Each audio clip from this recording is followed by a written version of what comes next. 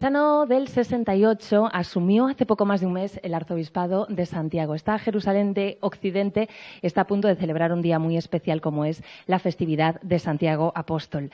Escuchas Herrera en COPE Galicia, yo soy Paula Pájaro y hoy charlo unos minutos con el arzobispo de Santiago, Monseñor Francisco José Prieto. ¿Cómo está? Muy buenos días. Buenos días, siempre es un placer estar en los micrófonos de COPE. Esta es su casa, desde luego. Es una cita muy importante, el próximo 25 de julio y además usted se estrena desde el arzobispado de Santiago. Yo no sé cómo lo asume a nivel personal. Bueno, no cabe duda lo que significa 25 de julio decirlo y celebrarlo en Santiago de Compostela, y más como arzobispo desde hace apenas mes y medio. Es cierto que estos 2 últimos años como obispo auxiliar estuve ya presente, pero es diferente.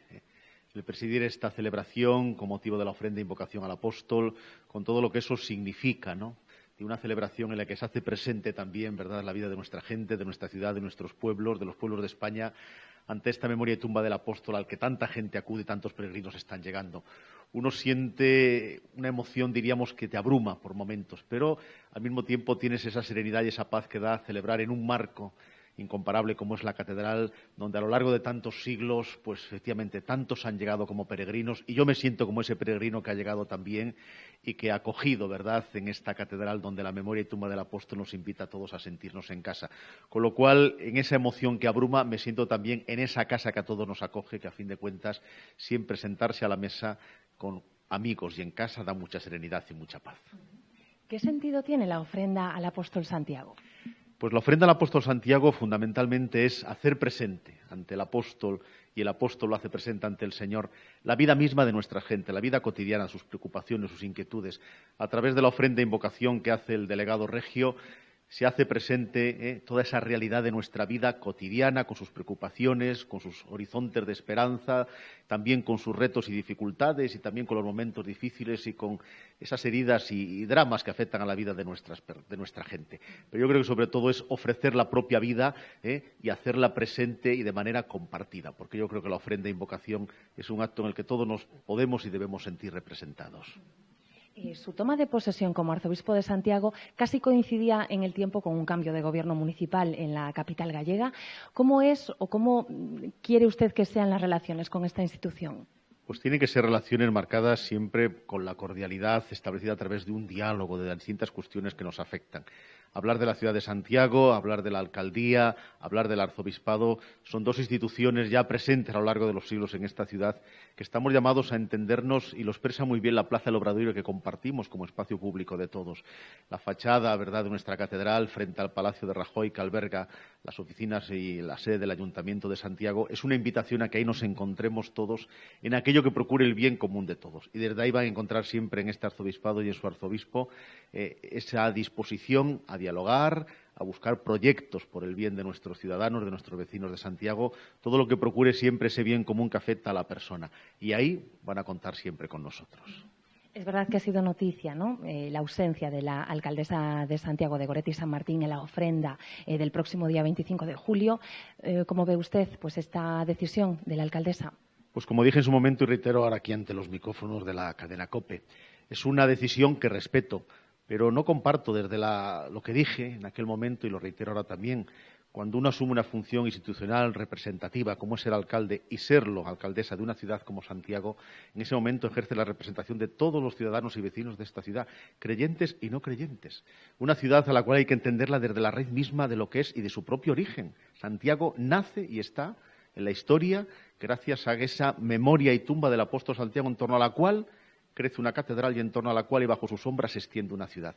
Eso no lo podemos olvidar, son las raíces. Y si olvidamos nuestras raíces, después el tronco y las ramas no tienen sentido o crecen de manera deficitaria y sin fuerza. Hay que comprender y entender Santiago. Y reitero lo que le dije en ese momento y lo digo ahora también a través de estos micrófonos. Cuando uno ejerce esa función institucional, es alcalde, en este caso alcaldesa de todos y de cada uno de los ciudadanos y vecinos de esta ciudad. También de este arzobispo que es vecino de la ciudad desde hace 2 años y medio. Y por tanto yo me siento representado por mi alcaldesa. Es lo que yo creo que cabe esperar en este sentido. Necesitamos siempre tener un horizonte que vaya mucho más allá de la legitimidad de nuestras opiniones y de nuestras creencias y opciones. Yo creo que se trata, en este caso, de ejercer una representación de una ciudad que no es cualquier ciudad, es Santiago de Compostela. Era usted, antes de ser arzobispo de Santiago, obispo auxiliar, ya conoce la diócesis de Compostela. Quería preguntarle por los retos que tenemos a corto plazo en la Iglesia compostelana en toda su extensión. Una diócesis muy extensa, porque geográficamente de vez en cuando, diríamos, la mente y el pensamiento se me va, simplemente para nuestros oyentes, se pasa al norte hacia Fene, Perlío, mirando a Ferrol, y te vas al sur hacia Cangas mirando hacia Vigo. Da una idea, ¿no? Y en medio pues toda esa riqueza de parroquias, de realidades, de personas que están ahí. Los retos son siempre muchos, y el horizonte nos muestra siempre un camino que tenemos que recorrer como diócesis. Y no cabe duda que ahora mismo pensar en cómo hacer posible una atención pastoral en 1070 parroquias configuradas en 3 entornos urbanos bien definidos como son Coruña, Santiago y Pontevedra, toda la costa, muy extenso, el interior. Con lo cual, ahí tenemos una serie de realidades parroquiales a las cuales quizás ya no vamos a llegar de la manera en que se llegaba hace 20, 30 o siquiera 10 o 5 años.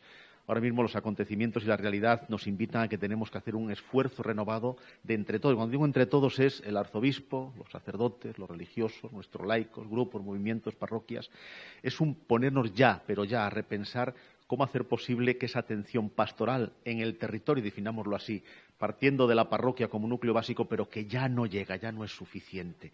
Necesitamos sumar fuerza, necesitamos caminar juntos, como recuerda el Papa Francisco. Y esa sinodalidad, ese de caminar juntos, nos tiene que llevar a ver cómo definimos ese estar presentes, cercanos a nuestra gente, seguir celebrando nuestra fe, seguir anunciando nuestra fe y seguir haciéndola presente la acción sociocaritativa. Y eso requiere que estemos todos dispuestos a cómo tenemos que denominar unidades pastorales, redefinir los arciprestazgos, repensar nuestras zonas pastorales. Pero es así, evidentemente, el número de sacerdotes es el que es, la media de edad es cada vez más alta, pero también nos sucede a nivel de nuestros catequistas o voluntarios otras acciones pastorales. Yo sobre todo hago una invitación a que nos pongamos ya, estemos dispuestos, por una parte, a ser dóciles también a lo que el Espíritu nos vaya diciendo, pero a una tarea que sigue siendo aquella misma que precisamente puso en camino al apóstol Santiago hacia nuestras tierras. Id y anunciad, pero tenemos que hacerlo en este momento del siglo XXI y con los retos que tenemos. Es muy importante esta reflexión, estas decisiones que se vayan a tomar. Yo no sé si se da un horizonte temporal. No, el horizonte temporal es ya en el próximo curso con un nuevo equipo ya, diríamos, que acompaña ya al arzobispo a la hora de sus decisiones, pero sobre todo unas decisiones que yo quiero que sean compartidas y discernidas a través de las realidades que existen, ya no solamente en un equipo de gobierno, sino los distintos consejos, tanto el pastoral como el presbiteral. Pero se trata, cuando digo pensar y discernir, no se trata de que de nuevo, como una noria, demos vuelta sobre nosotros mismos. La rueda avanza no sobre sí misma, sino sobre el camino que se va abriendo. Hay un camino hecho, hay una reflexión hecha. Esta diócesis en el año 2016 celebró un sínodo diocesano donde quedó establecida una hoja de ruta que tenemos que retomar en cuanto a la hora de pensar todo lo que afecta, por ejemplo, a lo que he dicho antes, la atención en el territorio, las unidades pastorales, todo lo que tiene que ver también con cómo tenemos que repensar las celebraciones dominicales, que entraría ahí también, cómo tenemos que repensar todo lo que afecta a esa acción pastoral que prepara para los sacramentos de la iniciación cristiana. El cambio de sociedad ahora mismo es muy rápido, todo lo que afecta a las familias, todos los retos que estamos teniendo en la acción sociocaritativa, ¿no? Cáritas siempre es una vitalidad de presencia que se está recreando, pero que tenemos que también seguir estando ahí en un momento en el cual, bueno, pues de la Iglesia se espera que tengamos esas puertas abiertas para el que llegue, pero al mismo tiempo estar dispuestos a ponernos en salida, no simplemente conformándonos con el siempre hemos hecho así, que es un mal argumento y una excusa que no nos sirve para nada. Tenemos que ponernos en camino y con decisión. Hablaba usted antes de las vocaciones. Nos gustaría conocer cómo surgió la suya. Bueno, mi vocación tiene una narrativa, una biografía bien sencilla. Yo he nacido en una parroquia, en un barrio de la ciudad de Ourense, y tuve desde niño un vínculo con la parroquia. Pues como tantos niños y niñas, uno comienza yendo a la catequesis parroquial, después acabas también, bueno, pues colaborando como monaguillo, te incorporas a algún grupo o movimiento parroquial, formas parte y ahí surge mi vocación a través de un sacerdote y vicario parroquial que cuando uno cursaba finalizando aquella antigua EGB y comenzando el viejo bachillerato que cursábamos, pues en aquel momento me lo sugirió y me dijo, oye, ¿por qué tú no te planteas ser sacerdote? En aquel momento eran 16, 17 años, pero la pregunta y el planteamiento quedó. Y a partir de ahí, cuando ya uno finalizaba, hice, mejor dicho, el curso de COE en el Seminario Mayor de Ourense, ahí comenzó todo el camino.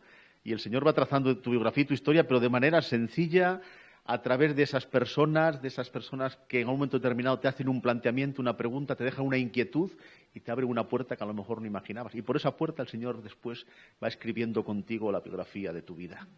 Pues la biografía de su vida la ha llevado hasta aquí, a asumir las riendas de la Iglesia compostelana. Yo no sé cómo acogió esa noticia y también la herencia de don Julián Barrio, porque es verdad que su huella, su impronta es innegable, ¿no?, en esta archidiócesis. Pues cuando recibes una noticia, tanto la primera, me refiero cuando mi nombramiento como obispo auxiliar, que me lo comunican a finales del mes de enero del año 2021, como hacia mediados de marzo, que recibo también la noticia acerca de que el Papa Francisco me había designado como nuevo arzobispo de Santiago de Compostela, la sorpresa siempre, y después es una especie de conmoción instantánea en la cual te sientes como abrumado, superado, aunque después viene una tranquilidad y una serenidad. Y eso acontece de la manera más sencilla, porque esas llamadas de teléfono entran cuando estás en un despacho o, como fue con motivo del nombramiento como arzobispo, recién aparcado el coche que acababa de llegar a Ourense a visitar a mi familia. O sea que el Señor es tan cotidiano a través de las personas con las que cuenta para comunicar ciertas cosas que te dejan sorprendido. Y la herencia de don Julián uno la recibe, pues como toda herencia que uno recibe, ¿verdad? Es un legado que tenemos ahí de presencia durante 30 años, don Julián en nuestra diócesis, por tanto una presencia desde esa manera, ¿verdad? Don Julián siempre sereno y sabio a la hora de afrontar las realidades y de pensarlas. Yo he aprendido estos 2 años a su lado precisamente esa serenidad con la cual tenemos que ir viendo lo que sucede, pero al mismo tiempo que eso nos vaya dando el pozo suficiente para tomar las decisiones oportunas. Y por tanto, bueno, pues uno recibe sabiendo que lo que recibes tienes que acogerlo y después también, multiplicarlo, hacerlo que después tome nuevos caminos, nuevos horizontes, porque evidentemente cuando uno recibe algo no simplemente es para conservarlo, sino para que desde ahí, como un punto de partida, podamos abrir, como comentaba antes, pues nuevos horizontes, nuevas puertas, nuevos caminos que tenemos que recorrer ya en lo que es la vida pastoral de nuestra Iglesia en Santiago de Compostela. Ya para finalizar, queremos aprovechar también, pues una pregunta muy de actualidad. En unos días, 23 de julio, estamos llamados a las urnas a escoger las Cortes del Estado, el Congreso de los Diputados, el Senado. ¿Qué espera la Iglesia compostelana del próximo Gobierno de España?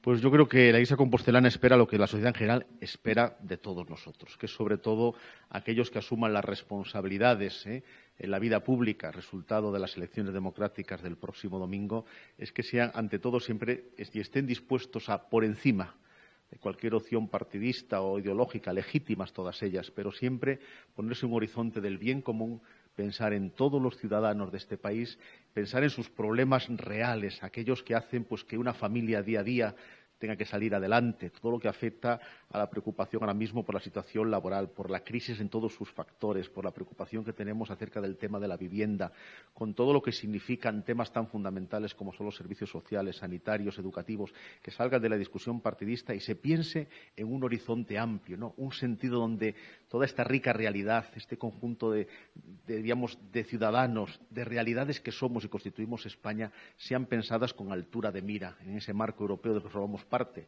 Invocar Europa desde Santiago de Compostela tiene mucho sentido. Tengamos ese horizonte, como lo tiene el Camino de Santiago, donde no existen fronteras que limitan, sino puentes que hay que construir. Y yo creo que más que nunca necesitamos ahora construir puentes donde haya un diálogo social entre todos aquellos que están llamados precisamente a realizarlo, y ahí van a contar siempre con la Iglesia y con la Iglesia en Santiago de Compostela. Allí donde haya que trabajar por el bien de las personas, por el bien de las familias, por la defensa de la vida, por los derechos que toda persona tiene a vivir en justicia y en paz, ahí nos van a encontrar. Donde haya que levantar muros y dividir, ahí no, evidentemente. Pero cuando haya que construir un puente y cuando haya que defender la dignidad del ser humano, desde que nace hasta que muere, ahí estaremos siempre presentes. Monseñor Francisco José Prieto, muchísimas gracias por habernos atendido hoy. Le deseo mucho acierto, por supuesto, y que ese 25 de julio también sea muy especial para usted. Gracias. Muchísimas gracias y un saludo siempre a los oyentes de la cadena COPE.